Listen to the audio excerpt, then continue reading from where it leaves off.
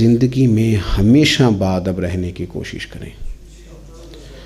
اپنے بڑے بھائی سے اور بڑی بہن سے شروع کریں، اپنے استاد سے، اپنے دوستوں سے، اپنے گھر والوں سے، اور پھر اس کو بڑھاتے بڑھاتے ماں باپ تک لے جائیں۔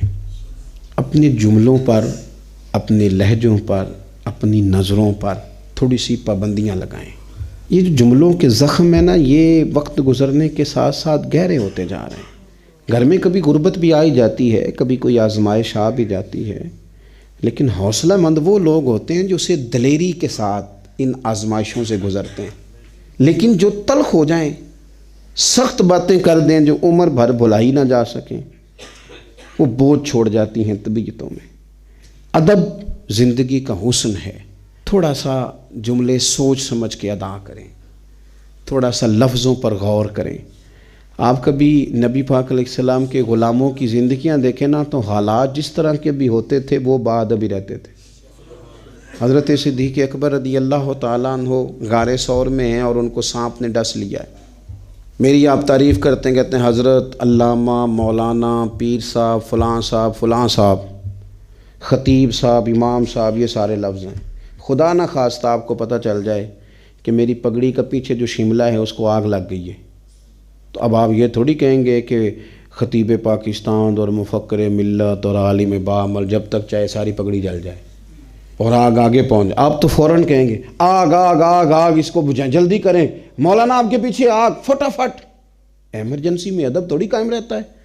لیکن حضرت صدیق اکبر کے مقدس قدموں کو سانپ نے ڈس لیا ہے، اور اتنا زہر نے سرایت کی ہے کہ آنکھوں سے آنسو نکل آئے۔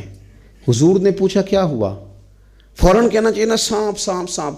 اور میں تقریر کر رہا ہوں، آپ سن رہے ہیں، سانپ کی تو ایک ہیبت ہے، وہ تو ایسے پتہ چل جائے نا، کسی کو آپ بتا دیں کہ آج گھر میں میری نظر سے سانپ گزرا ہے، تو بہت سارے لوگ آرام سے سو نہیں پاتے چارپائی پہ، کہیں آ نہ جائے۔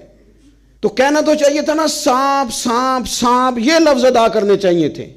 لیکن جب حضور نے پوچھا نا کیا ہوا، تو سانپ سانپ نہیں کہا، بلکہ کیا کہا؟ کہنے لگے فدا کا ابی و امی یا رسول اللہ، میری ماں بھی قربان ہو جائے، میرا باپ بھی قربان ہو جائے۔ حضور وہ پیروں کو سانپ نے ڈس لیا ہے۔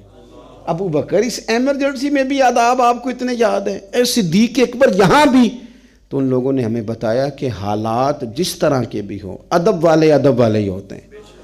وہ بے ادبیاں کرتے، مجھے بڑی تکلیف ہوتی ہے جب کسی کے گھر سے یہ پیغام آتا ہے کہ اسے سمجھائیں یہ ادب نہیں کرتا۔